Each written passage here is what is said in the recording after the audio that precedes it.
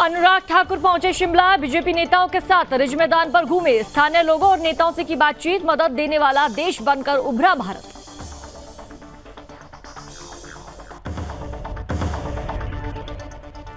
UP में निकाय चुनाव की तैयारियां तेज। सांसद ने कहा, मोदी योगी के काम के आधार पर मिलेगा वोट। निकाय चुनाव में मिलेगी प्रचंड जीत। बीजेपी हमेशा चुनावी मोड में रहती है।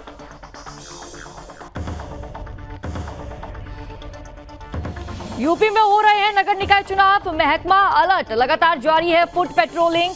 चेकिंग अभियान में जुटा पुलिस बल। असामाजिक तत्वों पर रहेगी विशेष नजर।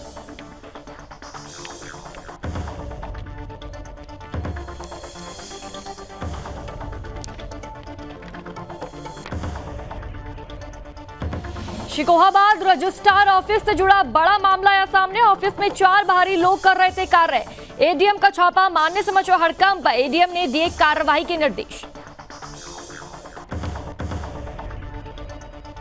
वंदे भारत ट्रेन पहुंची रेवाड़ी जंक्शन। जंक्शन पहुंचने पर हुआ जोरदार स्वागत। स्कूली बच्चों ने लिया वंदे भारत का आनंद। वंदे भारत का रेवाड़ी ठहराव के लिए सौंपा पत्र।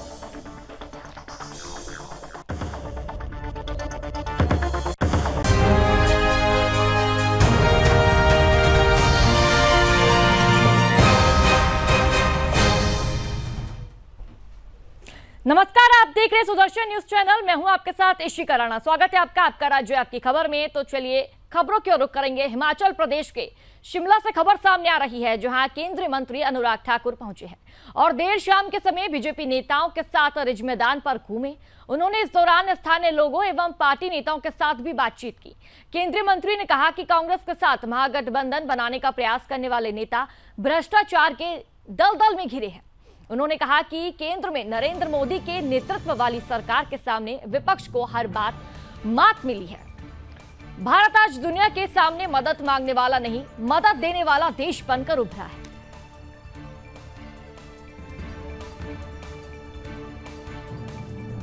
जिन दावपेच के लिए कांग्रेस जानी जाती है, सूर्य नीचे थोड़ा पीछे करो ना, फिर कि किस तरह से हेराफेरी की जाए, उसमें कोई कमी वो नहीं छोड़ रही। महिलाओं की रिजर्वेशन, एससी की रिजर्वेशन, क्या इनके मापदंड अलग अलग होने चाहिए या एक ही होने चाहिए? वोटर्स की एडिशन से लेकर बाकी चीज़ें हों। जब दिख रहा है कि अपनी लोकप्रियता कम हुई है, सरकार से लोग नाराज हैं, तो ऐसे ओछे हथकंडों तक कांग्रेस उतर कर आई है कि चुनावों में किसी तरह से अपनी साख बचाई जाए। सर, आज दिल्ली में बैठक हुई है ये जो अलग अलग दल मिले हैं, ये भ्रष्टाचार के दल में बुरी तरह से घिरे हुए हैं, डूबे हुए हैं। और मैं तो पहले भी कहता हूँ, ना इनकी नीति साफ, ना कोई नीतियाँ एक जैसी हैं, ना विचारधारा एक जैसी है और ना नीयत साफ है। ये तो केवल अपनी साख बचाने के लिए या किसी भी बहाने से जीत दर्ज कराने के लिए इकट्ठे आने का प्रयास करते हैं। चलिए रुक करेंगे अगली खबर का। उत्तर प्रदेश में निकाय चुनावों की तारीखों का ऐलान होने के बाद सभी पार्टियों ने अपनी तैयारियां तेज कर दी है। समाजवादी पार्टी ने अपने 8 मेयर प्रत्याशियों के नाम का ऐलान भी कर दिया है। तो वहीं दूसरी तरफ भारतीय जनता पार्टी में भी लगातार चिंतन और मंथन जारी है। भारतीय जनता पार्टी ने इस बार सभी नगर निगमों पर जीत का टारगेट रखा है। ऐसे में एक एक प्रत्याशी के नाम पर चर्चा की जा रही है। निकाय चुनाव को लेकर बीजेपी की तैयारियों पर लोकसभा सांसद हरीश त्रिवेदी से बात की हमारे सहयोगी शैलेश शुक्ला ने।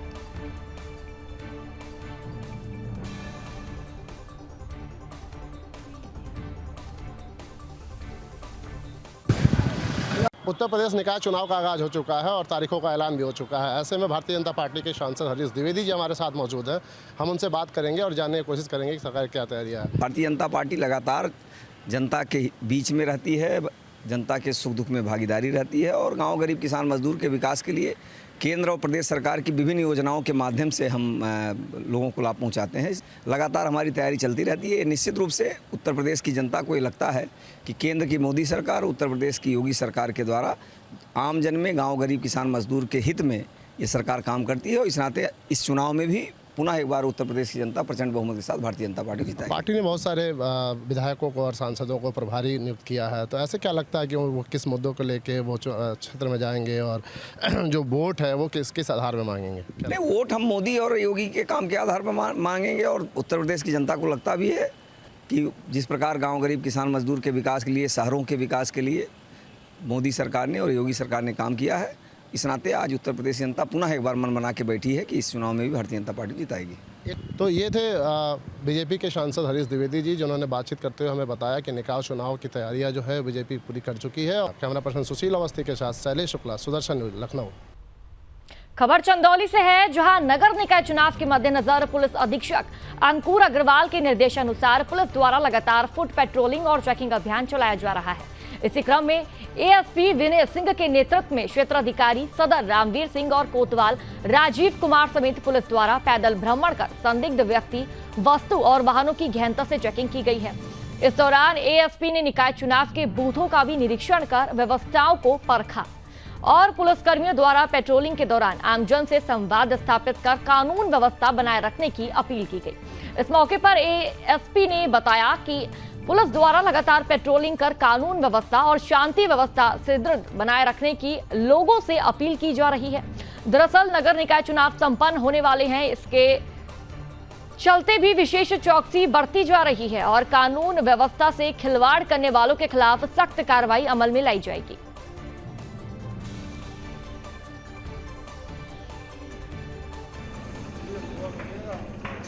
शासन के निर्देश पे प्रतिदिन शाम को हम लोग नियमित रूप से फुट पेट्रोलिंग करते हैं और वैसे भी नगर निकाय सामान्य निर्वाचन और प्रक्रिया जो है घोषित हो चुकी है, चुनाव शीघ्र संपन्न होने हैं, तो उसके दृष्टिगत भी हम लोग पेट्रोलिंग करके आम जनमानस में पुलिस के प्रति विश्वास कायम करने के लिए फुट पेट्रोलिंग करते हैं और जन समुदाय से, व्यापारियों से, बाकी लोगों से संवाद स्थापित करते हैं और उनकी समस्याओं को सुनते हैं और यथासंभव निराकरण करने का प्रयास करते हैं। चलिए खबरों में बढ़ेंगे आगे। देवरिया जिले के बरहज में लंबे समय से बस स्टेशन की मांग चल रही है, तो वहीं जब सुदर्शन न्यूज के संवाददाता गौरी शंकर जायसवाल ने बरहज से बीजेपी विधायक दीपक मिश्र उर्फ शाका से जब इस बारे में सवाल किया तो उनका कहना था कि पीपा का पुल बनाने के बाद बस स्टेशन का निर्माण हो जाएगा।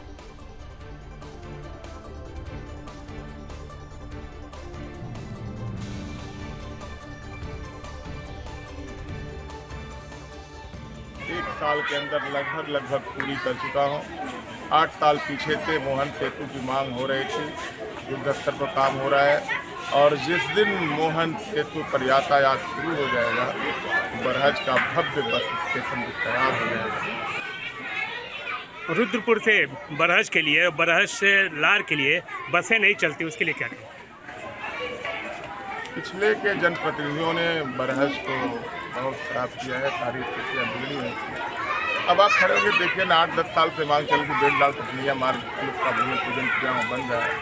अब आप धीरे धीरे मेरे विधानसभा के किसी भी चौराहे पे आप खड़े होंगे, करुणा पे खड़े होंगे तो मगारा तक की सड़क बन रही है, सतराव चौराहे पे खड़े होंगे तो बर्फी तक की सड़क बन गई है, कटियारी तक की सड़क बन गई है, मौना तक की सड़क बन गई है, धोनी तक की सड़क बन गई है, ब्रह्मचारी से पैना बन रही है, गोपुआ पार से नदुआ, धौला, छपरा, देईडीहा, बड़सरा, लवरछी होते सड़क बन रही है।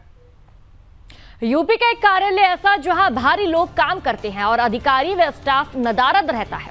योगी सरकार में अफसर बेलगाम हैं, उनकी मनमानी पर रोक नहीं लग पा रही है।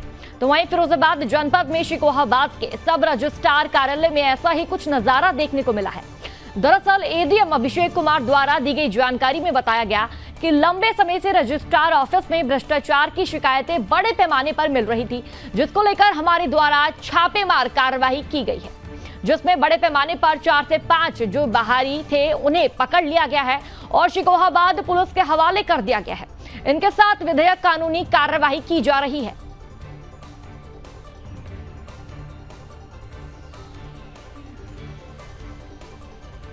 कार्यालय से ये शिकायतें कुछ लोगों के द्वारा प्राप्त हो रही थी कि वहाँ पर कुछ प्राइवेट लोगों के द्वारा काम किया जा रहा है और कुछ भ्रष्टाचार की भी शिकायतें प्राप्त हो रही थी। इस क्रम में आज इसकी जांच की गई है और जांच में पाया गया कि लगभग 10:45 बजे सब रजिस्ट्रार और जो कनिष्ठ सहायक थे वो दोनों ही यहाँ पर अनुपस्थित थे और ऑफिस खुला हुआ था, जिसमें हम लोगों को अंदर 15 लोग मिले, जिनकी जब जांच की गई तो उसमें 8 लोग जो थे वो MTS के थे और बाकी कुछ लोग जो मुआयना करने आए वो थे, लेकिन 4 या 5 लोग हमें ऐसे मिले जो कोई भी अपना साक्ष्य नहीं दे पाए कि वो किस कारण से यहाँ पर थे और किस हैसियत से यहाँ पर काम कर रहे थे। उनके विरुद्ध कार्रवाई की जा रही है। तब शुक्रवार मौके पर आ गए थे तो उनको कहा गया है कि जो भी लोग प्राइवेट हैं उनके विरुद्ध। खबर उन्नाव से है, जहां कार सवार युवक को बदमाशों ने गोली मार दी, जिससे युवक गंभीर रूप से घायल हो गया। तो वहीं परिजनों ने उसे इलाज के लिए कानपुर के एक निजी अस्पताल में भर्ती कराया है। घटना की सूचना पर पहुंचे आला अधिकारियों ने घटनास्थल का निरीक्षण किया है और आसपास के लोगों से पूछताछ कर जानकारी हासिल की है। दरअसल कंचन नगर निवासी रवि सुबह कार से उन्नाव कचहरी जा रहे थे, तभी रास्ते में पुराने विवाद को लेकर बाइक सवार 2 बदमाशों ने 4 लेन DBS स्टेडियम के पास उसकी कार रोक ली और युवक को गोली मार दी, जिससे वह गंभीर रूप से घायल हो गया। घटना को अंजाम देने के बाद बाइक सवार युवक मौके से भाग निकले। फिलहाल पुलिस मामले की जांच पड़ताल कर रही है और जो भी तथ्य सामने आएंगे उसके आधार पर कार्रवाई की जाएगी।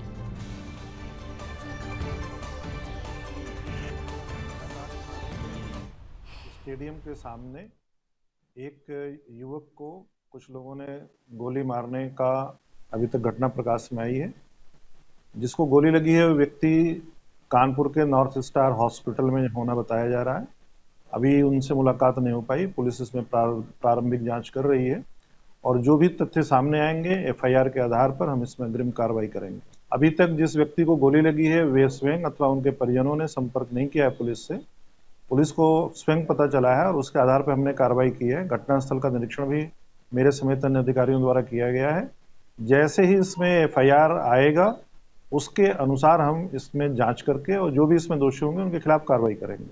चलिए खबरों में बढ़ेंगे आगे। खबर खीरी से है, जहां संपूर्णा नगर थाना क्षेत्र में नेपाल बॉर्डर पर एक बार फिर मुखबिर की सूचना पर 2 नेपाली युवक धरे गए हैं, जिनके पास से 1 लाख रुपए बरामद हुआ है। तो वहीं दूसरे के पास से स्मैक बरामद हुई है। आपको बताते चले कि भारत नेपाल की खुली सीमा का संदिग्ध फायदा उठाने के लिए लोग कोई कसर नहीं छोड़ते हैं। लोग कोई भी कसर नहीं छोड़ते हैं। दरअसल यूरिया समेत अन्य खाद की भी तस्करी के मामले सामने आ चुके हैं। देश से बाइक के जरिए खाद नेपाल पहुंचाई जाती है और आपको बता दें कि इसकी वजह से यूपी में DAP की कीमत कम रहती है, जबकि नेपाल में ज्यादा होती है। ऐसे में तस्कर यहां से खाद ले जाकर वहां महंगे दामों पर बेचकर कमाई करते हैं।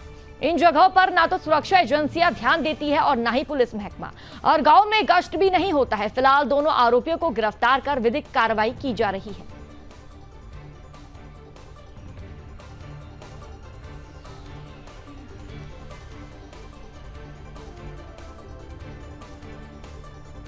चलिए सबसे बड़ी खबर आपको बता दें। खबर हरदोई से है, जहां बड़ी जानकारी आपको दे दें कि सीनियर वकील कृष्णमूर्ति की कार पर फायरिंग हुई है। गौरी लंकेश हत्याकांड में फंसाए गए थे हिंदूवादी वकील कृष्णमूर्ति। तो बड़ी जानकारी, कर्नाटक के मदिकेरी में कृष्णमूर्ति पर यह हमला हुआ है।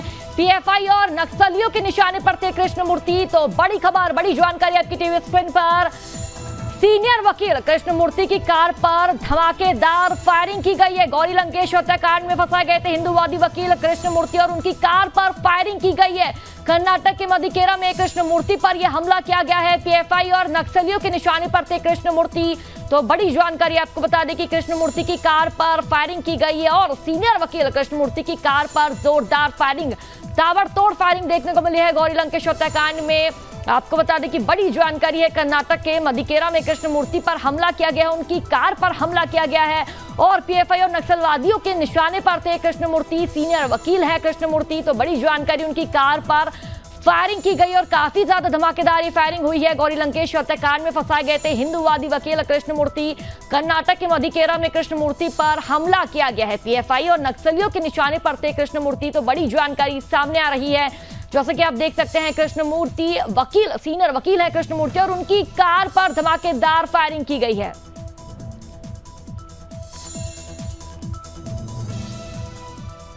खबरों में बढ़ेंगे आगे, बात करेंगे हरदोई की, जहां पुलिस बूथ के भीतर एक सिपाही ने फांसी लगाकर आत्महत्या कर ली है।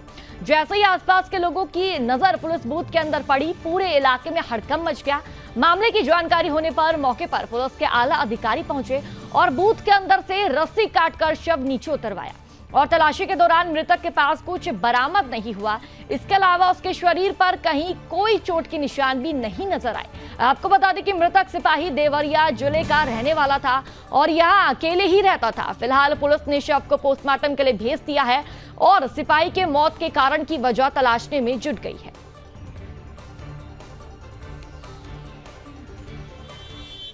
ये हमारा ट्रैफिक कांस्टेबल था अशोक कुमार यादव और ट्रैफिक में ही इसकी ड्यूटी थी। अब किन्हीं कारणों से इसने पुलिस बूथ में रात में किसी टाइम सुसाइड कर लिया, फांसी लगा करके। अभी तक कोई कारणों का पता नहीं चला है, इसकी पड़ताल की जा रही है, घर वालों से बात की जा रही है और जो विधिक कार्रवाई हम लोग कर रहे हैं, देख रहे हैं किन कारणों से ऐसा हुआ है। ये अभी तक तो यही मालूम पड़ा है, देवरिया का है ये और यहाँ अकेले ही रहता था।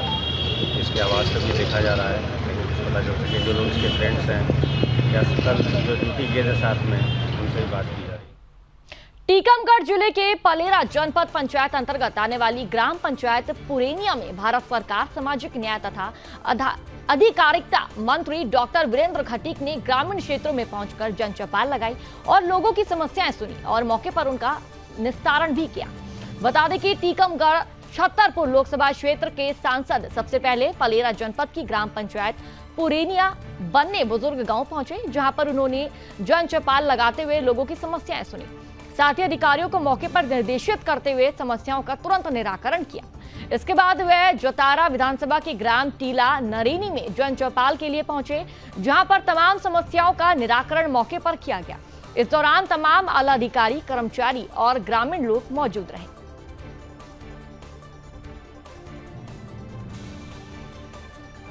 जनता के बीच में जाना, जन चौपाल के माध्यम से सीधा संवाद, और जब जन चौपाल लगाई जाती तो इसमें मैंने अपने कार्यकर्ताओं को, मंडल के पदाधिकारियों को, सबको ये कह के रखा है, गांव के सरपंच को भी इस बात के लिए संकेत देते हैं कि कोई पंडाल न लगाएं, मंच ना बनाएं, कोई स्वागत की व्यवस्था नहीं करें।